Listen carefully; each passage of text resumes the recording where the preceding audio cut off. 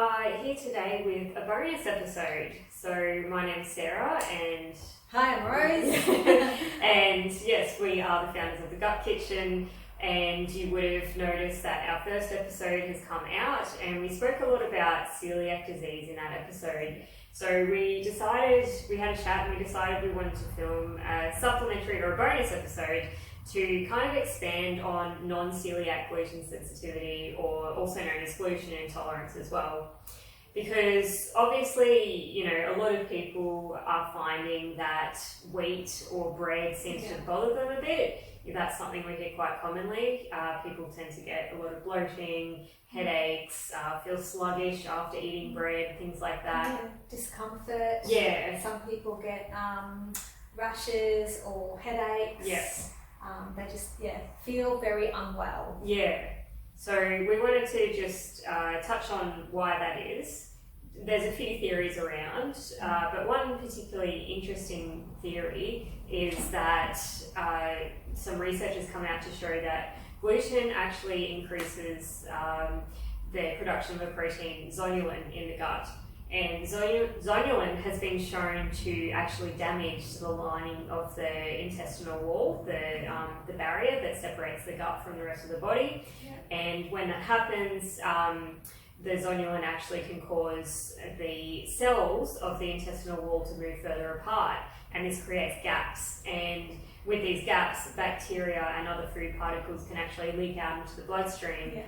And this, mounts, it hyperstimulates the immune system because these food particles and bacteria obviously don't belong in the blood, so the body sees it as an invader. Yeah. And also they damage organs and DNA, and they just create this systemic inflammation which can, down the track, lead to things like autoimmune disease and food intolerances and all that sort of thing. Yeah, so as we discussed in the previous episode, gluten is a protein found in wheat products such as barley and rye, and it is, the one way to describe it is it's like the glue that holds foods together.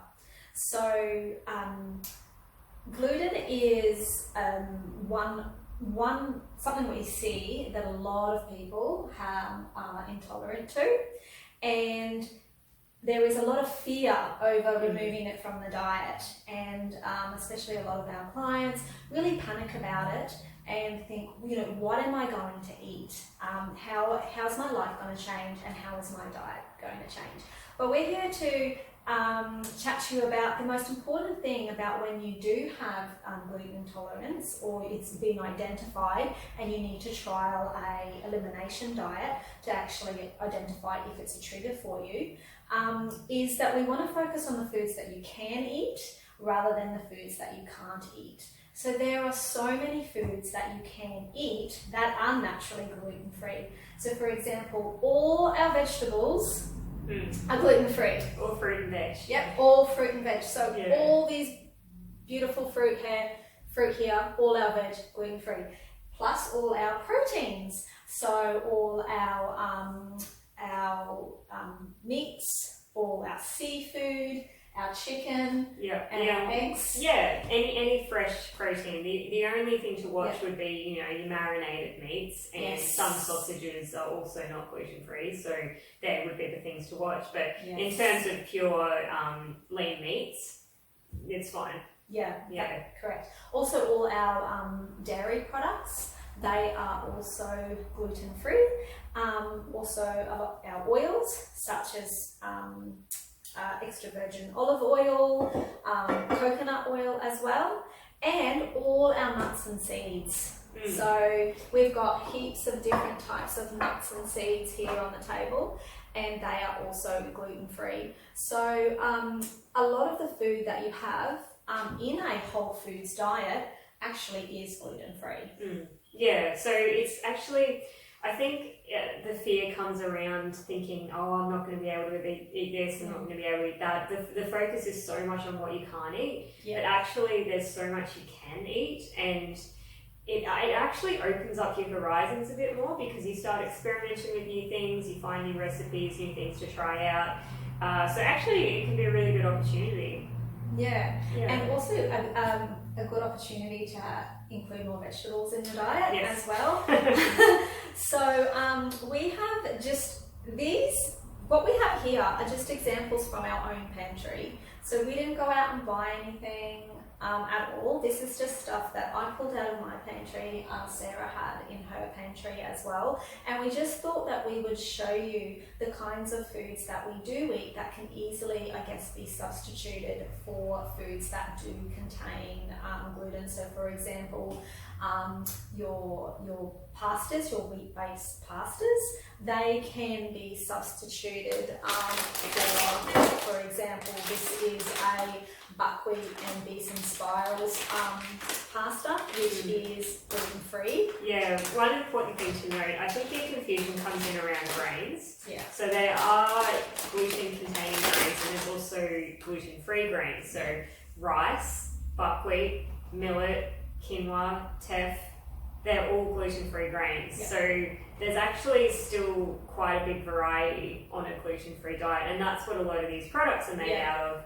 And because of the demand for gluten-free now, you can get a wide range of gluten-free options. Yeah, also with the flours as well, that's where a lot of the confusion lies. So in terms of the flours, you can also, the non-gluten containing flours are coconut flour, buckwheat flour, we also have almond flour. Or almond meal. Or almond meal. Yeah. Chickpea flour, corn flour. Yeah, there's actually a lot. Yeah, but the tricky thing is when it comes to substituting them in a recipe, often it works well to combine a couple. So you might want to combine almond meal with coconut flour, for example. Yeah. I find that muffins made with almond meal are really delicious, with also some like coconut flakes or desiccated coconut as well. As Sarah said, you can also add some coconut flour. So the most important thing is to have a look at a load of recipes.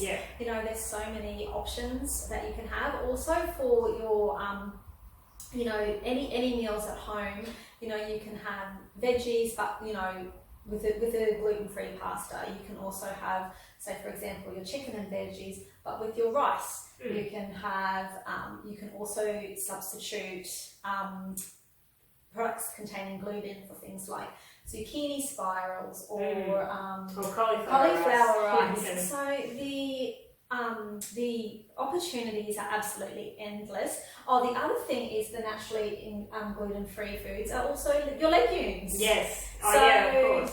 Here we have some lentils.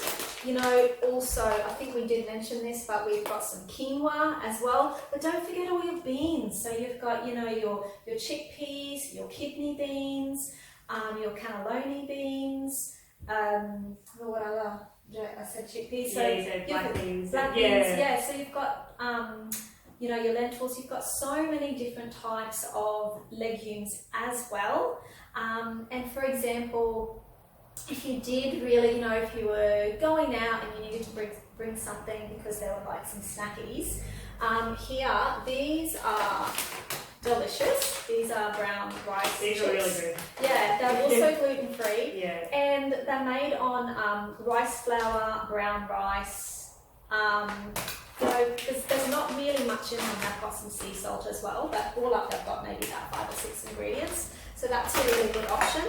Here we've got some broccoli chips. Yeah. Are they good? Yeah, they are actually. Yeah. So these are Sarah's. I haven't tasted them yet, but they look good. Yeah, they're actually surprisingly good. Really enjoyed them. Yeah. A couple of different flavours. This one's just the sea salt one. Yeah. Yeah, so that looks good. And also, these are probably my favourite. These are the Eat Right, and these got about like 3 ingredients in them. So, you know, they're gluten-free and they've got no preservatives as well, non-GMO. And this really is brown rice, soybeans and seaweed. So that's it, 3 ingredients. So just remember, if you do buy gluten-free products, make sure you choose the ones that aren't loaded with sugar. So unfortunately, a lot of products on the market that do contain gluten also have lots and lots of sugar in it. So, for example, things like cereals, muesli bars, processed cakes, processed muffins, and store-bought, any store-bought foods really. Nearly all of them contain gluten, unfortunately. Yeah, so I guess in summary, there is actually a whole world of food available on a gluten-free diet, but as with anything, stick to your fresh whole foods and you can't go too wrong, really. It's when you eat mostly out of packet stuff that it becomes a bit of an issue. There's a lot of confusion around what should I eat, what's healthy, what's not, and really it comes back to basics. Yeah, it does. Fruit, vegetables, lean sources of protein, legumes, nuts and seeds. Yeah, healthy fats. Nuts and seeds. Hopefully that was helpful. Hopefully that cleared up a bit about the confusion between celiac disease and gluten intolerance, and hopefully shed a bit of light on why it's becoming so prevalent. And I had fun. Did you enjoy that? Yeah, and we'll share more over the upcoming weeks as well. Yeah, so we look forward to seeing you again soon. Great. Thanks.